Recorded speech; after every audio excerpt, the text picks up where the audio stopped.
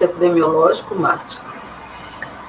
Então, acho que se eu entendi bem a pergunta, considerando o Canadá e o Brasil, no além da política, não sei se eu entendi exatamente qual foi a direção, mas eu acho que, assim, do ponto de vista epidemiológico, a gente tem poucas diferenças entre os países, mas muitas diferenças entre as condutas e as escolhas e as medidas de contenção que os países fizeram. Acho que essa é a realidade. Eu acho que aqui até eu vou, de novo, uma coisa que eu costumo fazer, dar um passo atrás e ter uma visão mais ampla. Vou falar da Covid, mas o que eu vou falar da Covid vale para qualquer coisa em medicina, praticamente com raríssimas exceções, e é diferente do que muita gente aprende na faculdade, diferente de como a gente é ensinado a pensar em vários aspectos. Do ponto de vista epidemiológico, a gente sempre aprendeu a pensar com alguns parâmetros muito fixos, por exemplo, pensando em doenças crônicas, em fatores de risco, em associações diretas de mecanismo causal, porque a gente tem a história do nosso ensino médico que é bem biomecânica, entender a fisiologia e depois a patologia da célula, para a gente, lógico, é entender que o cigarro faz a lesão do pulmão, vira DPOC ou eventualmente é um fator de risco para câncer, idem para aterosclerose, etc. Então, a gente sempre trabalhou a epidemiologia com a ideia de fatores de risco, de fatores predisponentes e entender essas associações. E aí muita gente tenta, isso eu vou passar para a Covid, em dizer, você viu que na África não teve tanta Covid, isso é porque a genética do africano, ou porque o africano toma cloroquina para se proteger da malária, ou é porque na Ásia, onde não teve, eles tiveram outros vírus que desenvolveram uma resposta imune. A gente quer procurar uma coisa mecânica para entender, porque é assim que a gente foi ensinado a pensar em medicina. Mas quando a gente estuda epidemiologia, principalmente a epidemiologia dos últimos 20 ou 30 anos, uma epidemiologia mais moderna, a gente percebe que os grandes fatores definidores de epidemiologia de quase todas as doenças são sociais, econômicos e comportamentais.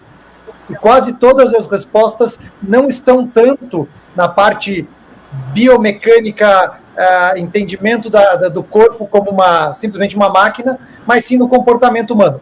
A única exceção que eu acho que vale na Covid, vale para várias outras coisas, que pesa muito em por que na África morreu menos, por que na Índia morre menos, por que na Europa morreu mais, é a idade. A idade é um fator de risco biológico para praticamente todas as condições que a gente conhece, que está associado de uma forma não linear à morte. Então, assim, os mais velhos morrem ordens de grandeza maior que os um pouco menos velhos e que os mais jovens. Então, para a gente entender qualquer taxa de mortalidade em qualquer país, a primeira pergunta é ajustar para a idade. Então, este é um fator epidemiológico que conta e muito. E quando eu digo isso, eu costumo pegar alguns exemplos. Um exemplo que eu gosto é a Alemanha. A Alemanha está muito melhor do que parece. A Alemanha é um dos países mais velhos do mundo e está com menos da metade das mortes que todos os seus vizinhos. Não está ótimo, mas está muito melhor que os vizinhos da Europa, pensando na perspectiva etária. E aí, quando a gente olha para o Brasil, entender o desastre do Amazonas, quando você coloca a idade em perspectiva, é assustador. O Amazonas é o estado mais jovem do Brasil, não sei se junto com o Acre, mas são os dois estados mais jovens. A mediana de idade no Amazonas é em torno de 25 anos. A mediana do Brasil é 33, a de São Paulo é mais perto de 38. Parece pouco, mas é uma diferença gigantesca. É ter 2, 3% de idosos ou ter 10, 15% de idosos, que é quem morre. Então, o tamanho do impacto que a gente teve no Amazonas é assustador, sim, se a gente olhar nesse aspecto da idade.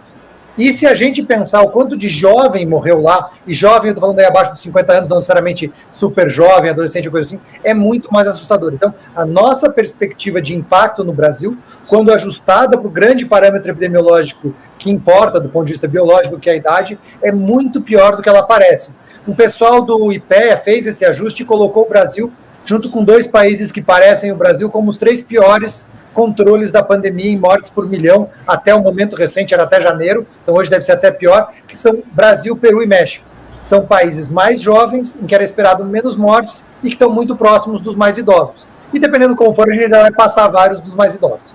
Mas respondendo à pergunta, diferenças do Brasil para o Canadá, do ponto de vista biológico, genético, racial e fatores de risco, além da idade, não tem nada que pese muito para a gente ajustar. Mas a gente tem o socioeconômico, o acesso à estrutura médica, o acesso a outros recursos, inclusive sociais. Consegue se isolar na sua casa, mesmo que queira, quantas pessoas moram num leito. Para mim, um dos grandes preditores de evento é quantas pessoas dormem no mesmo cômodo.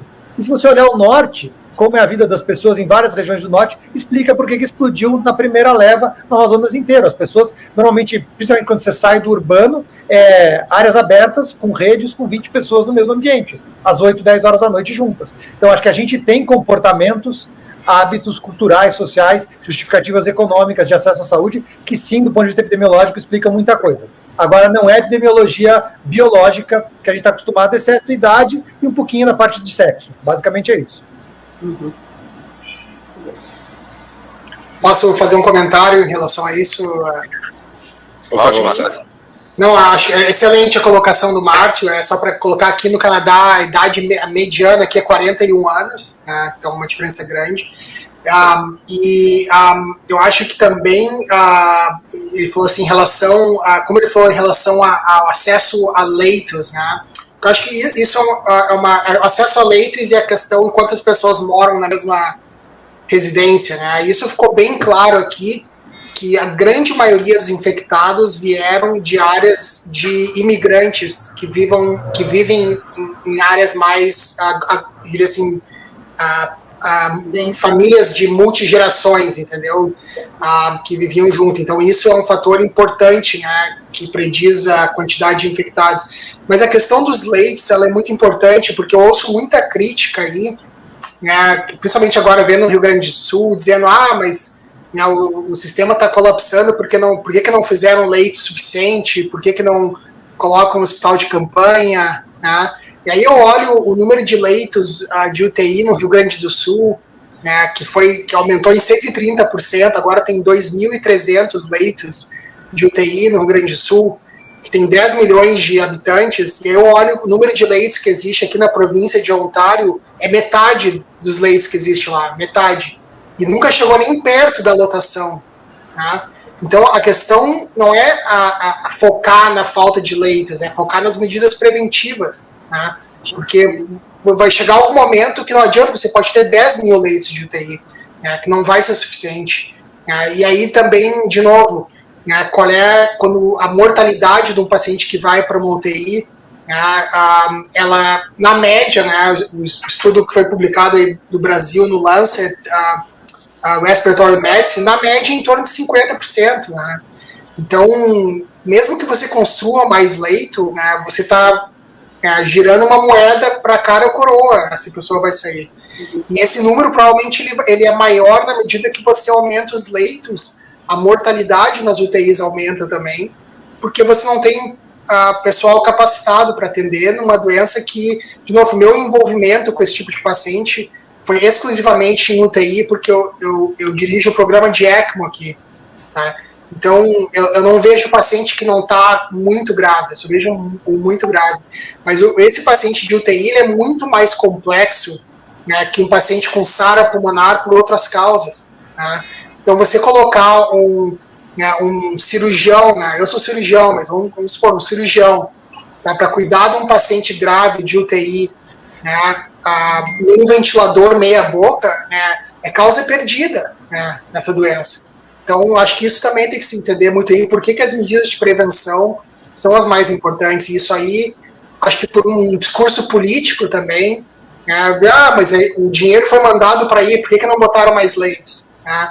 E acho que não é por aí. Né?